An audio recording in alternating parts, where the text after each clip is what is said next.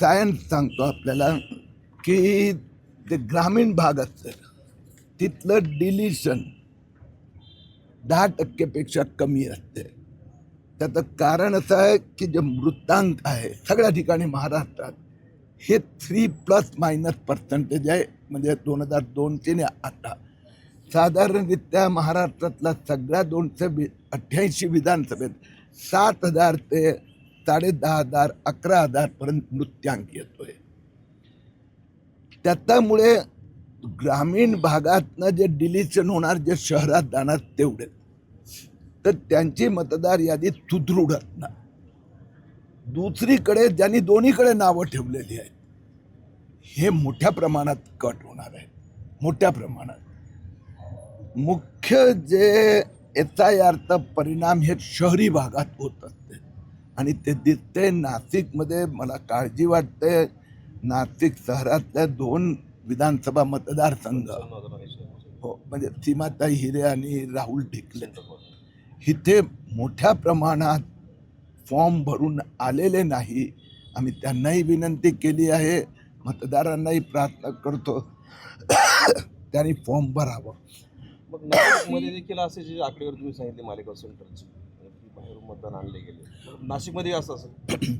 2 गोष्टी वेगळी आहे की शहरी भागात बाहेरून मतदार येणं सगळीकडे.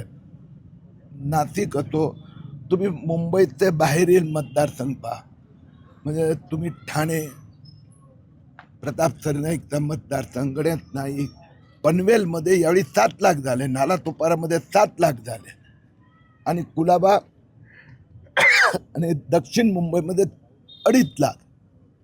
मालेगावमध्ये असे नवीन कुठलीच इंडस्ट्री नाही, नवीन काहीच डेव्हलपमेंट झालं नाही.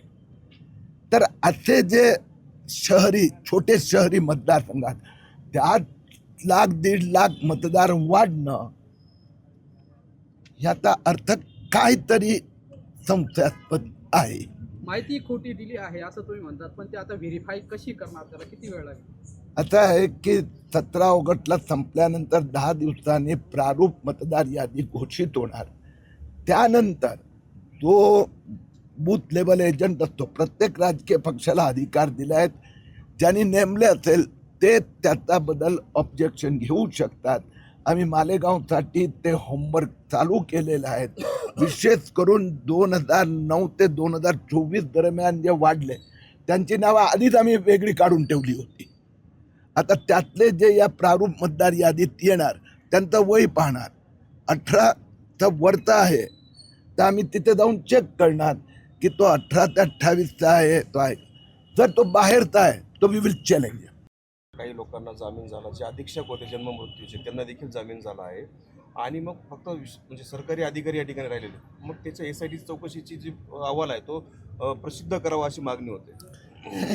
SITचं काम असते सगळं घोटाळा फुलप्रूफ बाहेर येणं आणि जिथे जिथे गुन्हे झाले ते FIR दाखल करणं. ते खरं काम तर झालेलंच आहे. आता SIT 2 प्रकारचा असतात.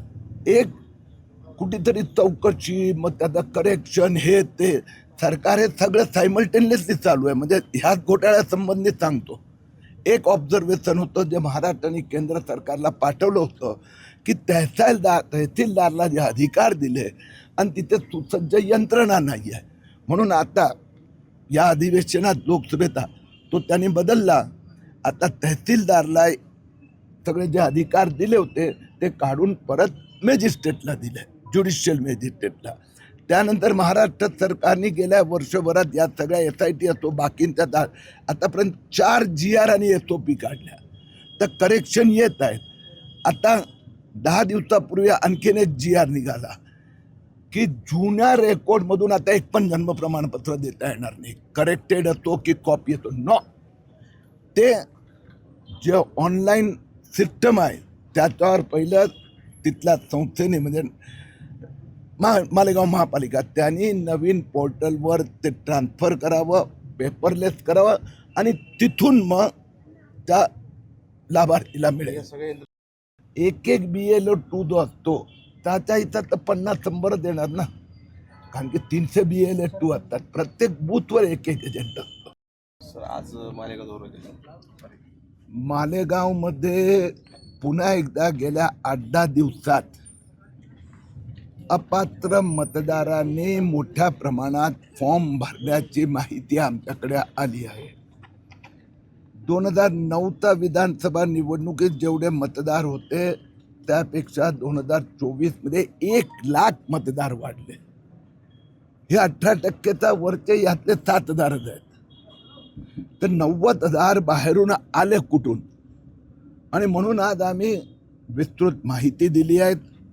आमची माहिती अशी आहे की गेल्या 10 दिवसात काही राजकीय पक्षांनी लोकांना फॉर्म भरायला लावले, त्यांच्याकडे काही पुरावे नव्हते आणि म्हणून आम्ही आज निवडणूक अधिकाऱ्यांना अधिकृतरित्या तक्रार सांगितली आहे की हे गेल्या 10 दिवसात आलेले फॉर्म हे कडक पद्धतीने तपासायला हवे आणि त्याचबरोबर फॉल्स डिक्लेरेशन म्हणजे खोटी जे आपण फॉर्म भरतो, जी माहिती देतो, हे निवडणूक आयोगाची फसवणूक करतो. त्याचा सगळ्या ज्यांनी खोटी माहिती दिली आहेत यांच्यावर कारवाई झाली पाहिजे. आम्ही एक ठरवलं आहे आणि ज्यांनी खोटी माहिती दिली आहे त्यांना 3 वर्षाची सजा होऊ शकते. आता 17 तारखेला संपल्यानंतर 10 दिवसांनी सुनावणी सुरू होणार. भारतीय जनता पक्षाच्या BLA-2 जे प्रमुख एजंट असतात, आम्ही जी माहिती काढली आहे त्याप्रमाणे 77,000 बोगस लोकांनी, अपात्र लोकांनी फॉर्म भरले आहेत. या सगळ्यांच्या विरोधात आम्ही कायदेशीररित्या ऑब्जेक्शन घेणार नाही. हा जो लॉबिस्ट असतात, जे फ्रॉड करणारे लोक असतात किंवा ज्यांना बेकायदेशीर काहीतरी प्राप्त करायचं आहे. कारण ते 1 जानेवारी 2016 पासून तो ऑनलाईनच आहेत. आता 10 वर्षात जी मुलं जन्माला आली आहेत त्यांचे ते एकही तक्रारच नाही आहे. म्हणजे तक्रार करणारा 56 वर्षाचा असेल किंवा 67 वर्षाचा, 46 वर्षाचा असेल तर आपण सामान्यरित्या विचार करायचा की तो म्हणतोय माझं नाव किरीट नाईक कलीम आहे, तर तसं कसं करून देता येणार?